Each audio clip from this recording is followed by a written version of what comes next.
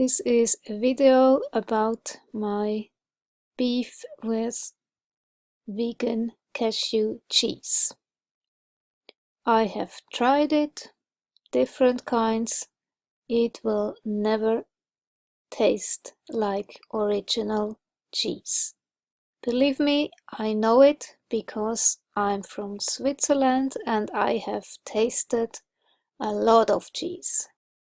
My favorite cheese used to be Gruyere, especially the salty one.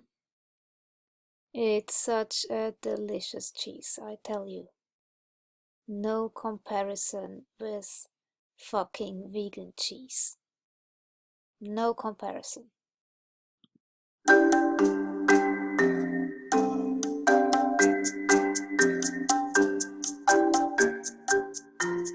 L'histoire du gruyère a commencé en 1115 avec le développement de la fabrication sur les alpages et s'est poursuivi jusqu'à nos jours avec toujours la même recette en mélangeant du lait frais du soir et du matin en respectant la tradition du produit et le savoir-faire jusqu'à aujourd'hui. Le gruyère est un fromage très important pour l'économie de la région. 6000 jobs pour ce produit, que ce soit chez les producteurs de lait, que ce soit chez les fromagers ou aussi dans les entreprises qui affinent le fromage. Donc c'est le poumon économique de toute la région. On est à Fouillant sur la commune de Villa-Saint-Pierre. On a une exploitation de 40 hectares avec 45 vaches, puis on produit du lait pour le gruyère AOP. Alors, l'exploitation existe depuis 1959, mon papa a acheté. Il est arrivé de chez Opello avec 3 ou 4 vaches. Moi, j'ai repris en 1994. Et aujourd'hui, mon garçon a fini l'apprentissage, sans pied à la suite. You have to feed the cow with grass and high grass during the winter, and you have to have fresh milk. So you have the smell of the grass, you have the smell in the cheese after. And for the consumer, it's fantastic after to have all these different tastes in the Gruyere. Actuellement, j'ai 21 producteurs de lait qui amènent leur lait 2 fois par jour ici à Villa-Saint-Pierre. Alors le fourragement a quand même une influence primordiale sur la qualité du lait. On remarque des changements au fil des saisons. L'été, avec la saison où ils ont de l'herbe fraîche, soit à l'extérieur, soit à la crèche, avec des goûts qui évoluent et qui changent un petit peu en fonction des saisons. La cuve de fabrication a une importance qui est primordiale. Déjà, premièrement, le cuivre est une obligation aussi du cahier des charges de l'AOP. La deuxième obligation est de l'employer qu'une seule fois par jour. Donc, on stocke le lait le soir et on fabrique le matin dans la cuve. Donc, parce que le cuivre a aussi des propriétés qui combattent certaines bactéries. Donc, il a des propriétés inhibitrices. Et puis, il a aussi un facteur un petit peu d'oxydation qui permet aussi de donner des goûts et de maintenir les goûts par rapport au lait, au travail en chaudière, quoi.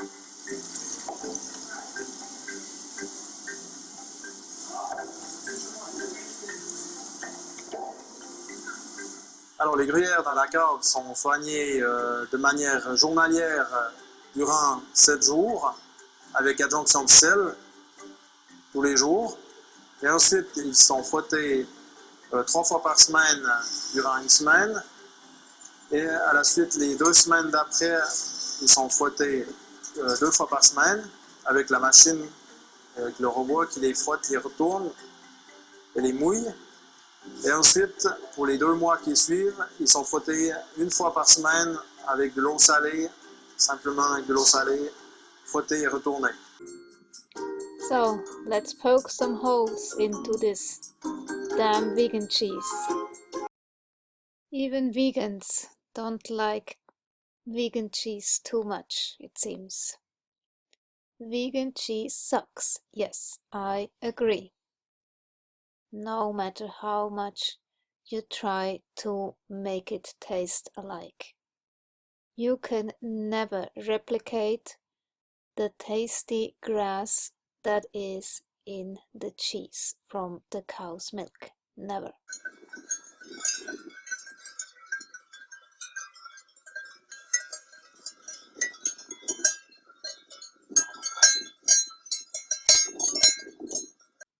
We have fantastic cheeses here, so I would know, don't you think? Vegan cheeses, well, I have no words for that. So today we're going to make fermented cheese. We're going to make a fermented vegan chèvre or a goat cheese.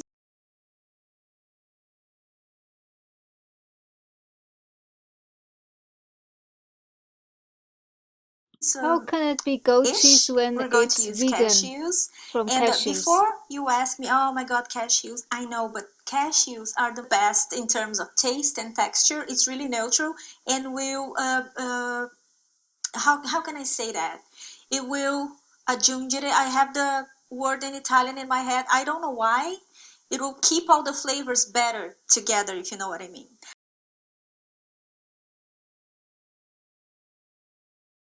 So it's really round and it's really neutral. So this is a good reason why I'm going to use cashews, to which I have Just soaked take a overnight. goat. That's much better. Because I want it extra smooth. All right, and then we're going to put it in a powerful blender. If you don't have a powerful blender, use a food processor. Vegans and their blenders. But I mean, use your blender. Then, if it needs to, you blend it a little bit more, or just gonna deal with a little bit more grainy chèvre. So, look at those hands. Shelled cashew nuts. Cashew processing workers at an unregulated and illegal unit in the village of Iravipuram near Kollam. These workers, mainly women, earn between 8 to 13 rupees per kilo of shelled nut they process. Workers process between 8 to 10 kilos of cashew nut per day. Hazards include burning from the acidic oil released from the cashew shell when it cracked. Workers protect their hand with impoverished gloves and a coating of ash.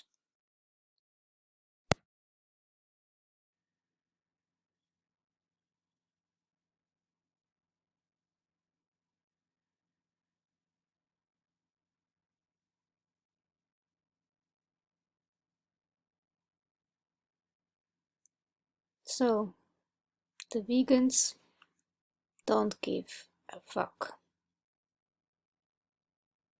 They just want their vegan cheese made from cashews. Look at those hands.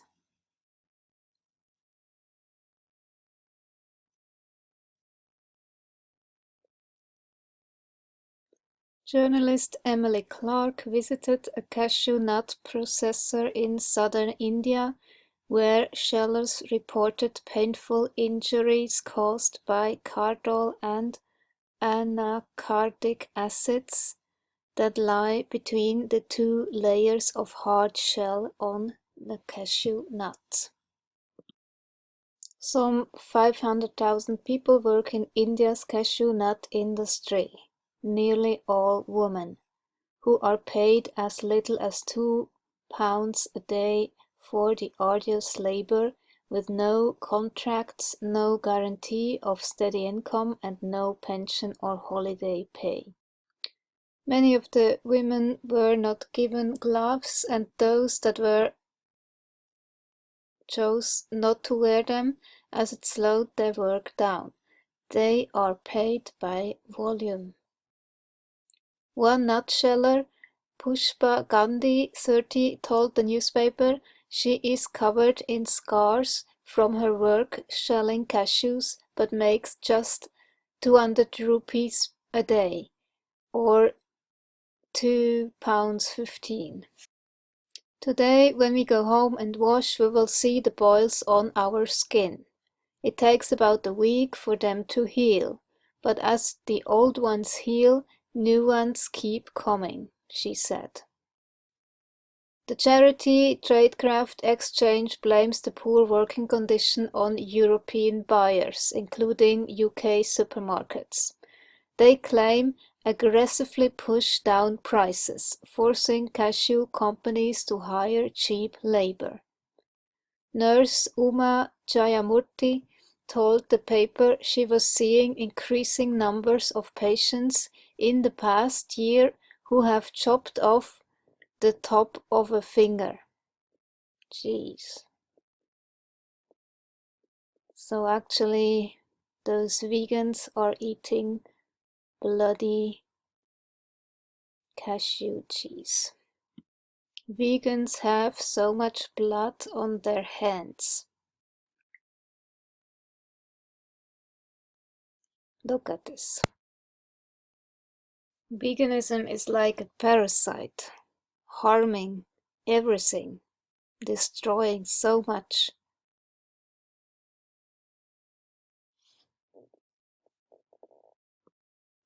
So, you vegans out there, still wanting to eat your beloved cashew cheeses?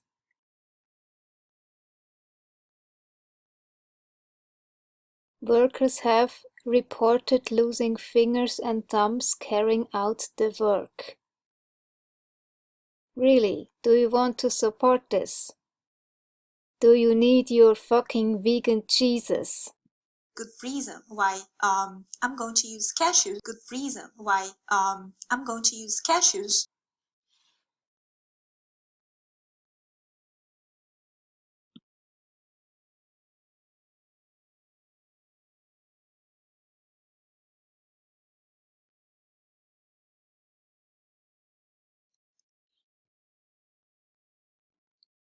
So then you have the cashew poison.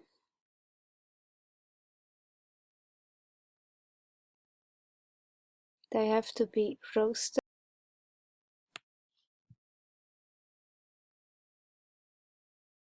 Then you have the oxalate issue.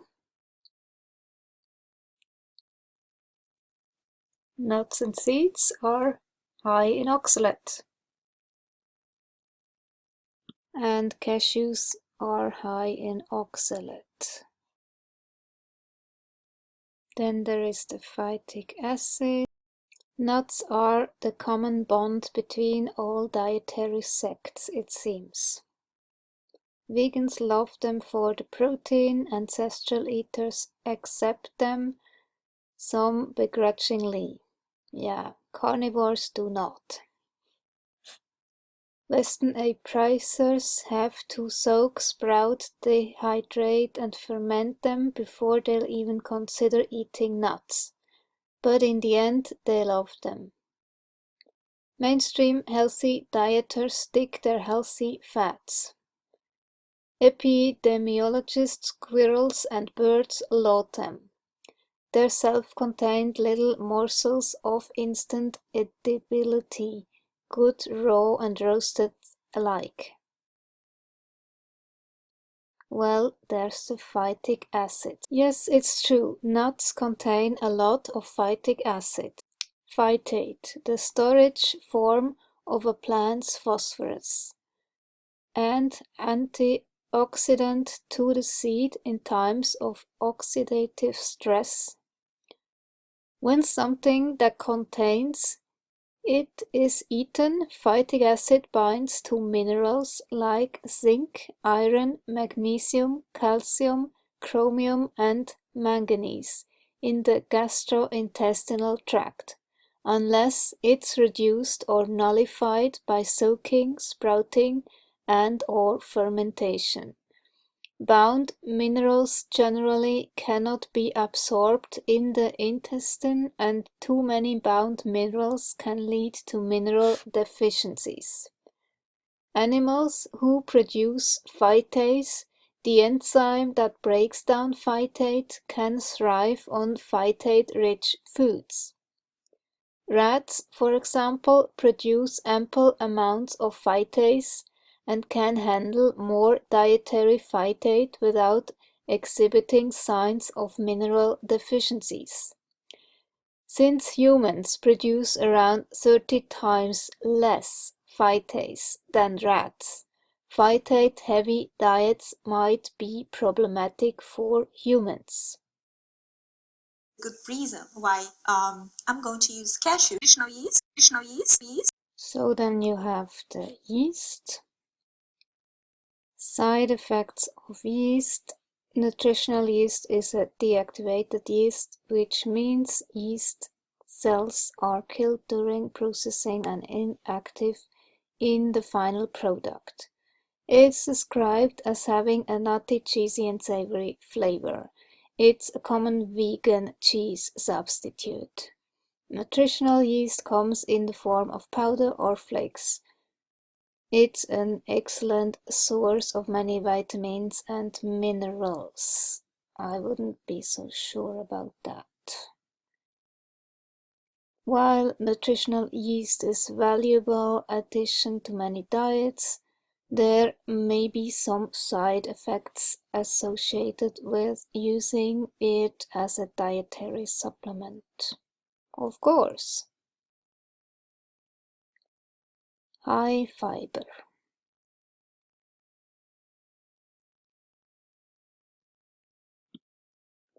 I for sure would get a migraine from yeast.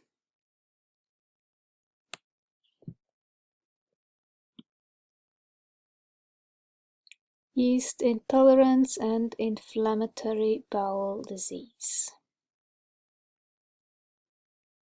Usually, as a vegan, your digestion will be messed up.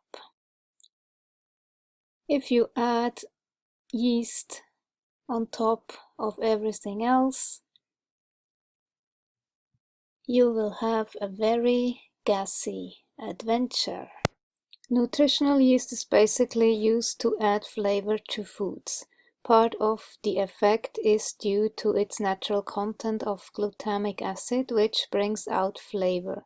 Indeed, glutamate is the active component of the classic flavor additive monosodium glutamate, MSG. Some people do have an adverse reaction to glutamate, but it is rare. It is, however, possible that some other component in nutritional yeast can cause a problem in susceptible individuals. Idiosyncratic reactions to food are not uncommon. The only way to determine if the yeast causes a problem is to carry out a challenge.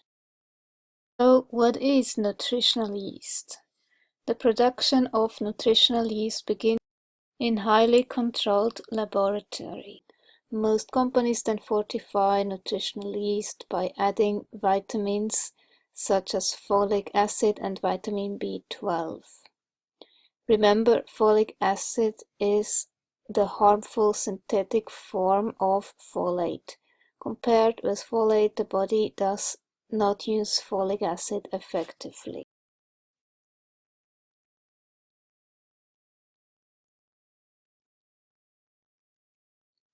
Glutamic acid, a naturally occurring neurotransmitter found in plant and animal proteins, excites our taste buds and the neurons in our brains. Whole foods like bone broth and aged cheese contain bound, unprocessed and healthful, for most people, glutamic acid. On the other hand, unnaturally fermented or manufactured foods contain something called processed free glutamic acid. In other words, glutamic acid has been freed from its protein during the manufacturing process. It is now an excitotoxin. Excitotoxin interfere with normal brain function by overstimulating neuron receptors in the hypothalamus and causing the death of neurons. Holy shit. This is why nutritional yeast is considered impure. It most likely contains processed free glutamic acid. When ingested, the highly concentrated glutamates enter the bloodstream, then the brain, without going through the proper channels of digestion. 25% of the population reacts adversely to free glutamic acid, usually within 48 hours of ingestion. The ingestion of MSG has similar side effects to neurological drugs. Excitotoxins also cause long-term serious neurodegenerative damage, including Alzheimer's disease and Parkinson's disease. Well, still want to have that vegan cheese?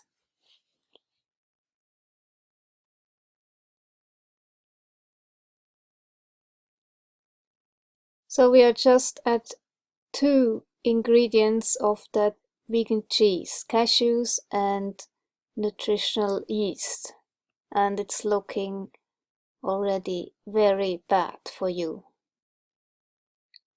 Are you at risk? Truth in Labeling is a website dedicated to exposing the dangers associated with MSG.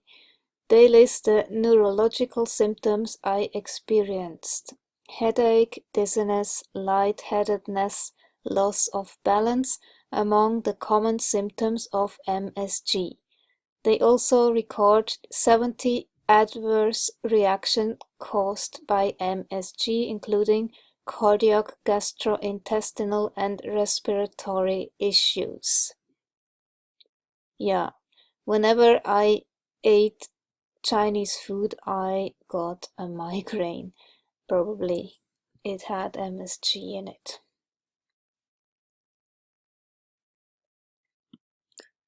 So here she has white pepper, garlic powder, onion powder, and nutritional yeast. Garlic and onion can be also problematic. If you have fructan intolerance, then you may have issues. And then you will experience bloating, gas, maybe even migraines, feeling uncomfortable.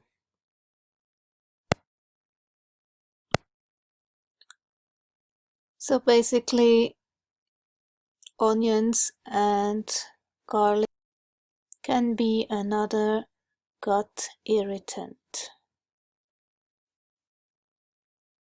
Apple cider vinegar. So then she adds apple cider vinegar. If you have a histamine intolerance, apple cider vinegar is a highly fermented food, so you will have an issue. Every time I took some apple cider vinegar, I felt awful.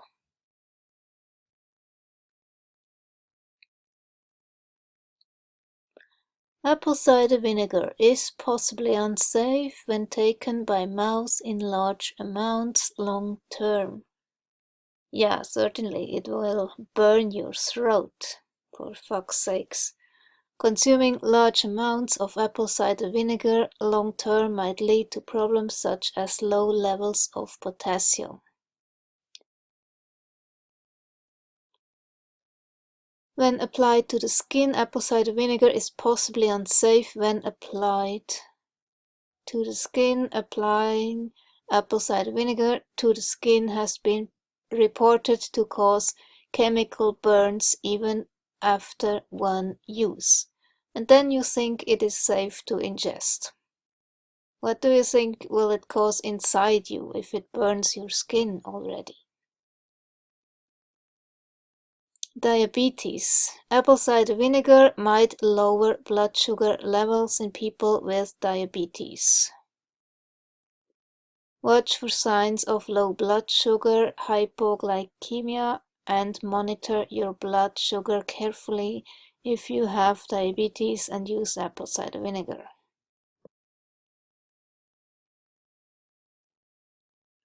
So again, they write large amounts of apple cider vinegar can decrease potassium levels in the body. Low potassium levels can increase the side effects of digoxin.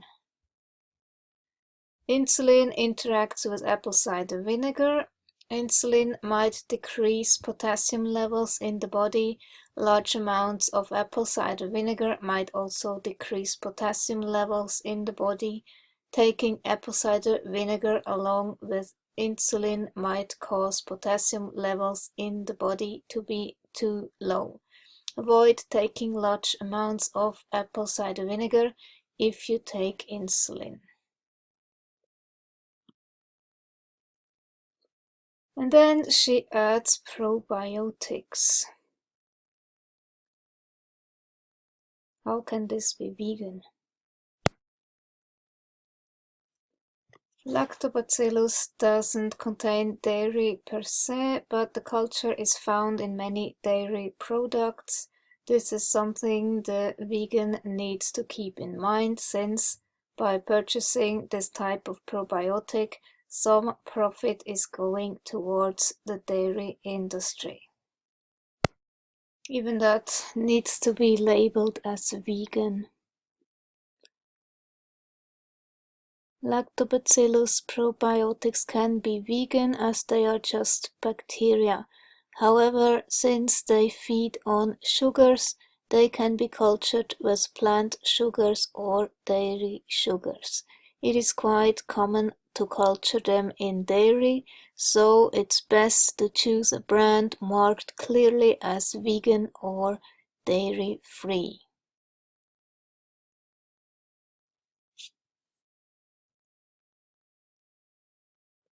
Okay, blend to the smoothness of your like. I mean, it can be a little bit more grainy. It's also super delicious, or it can be super smooth.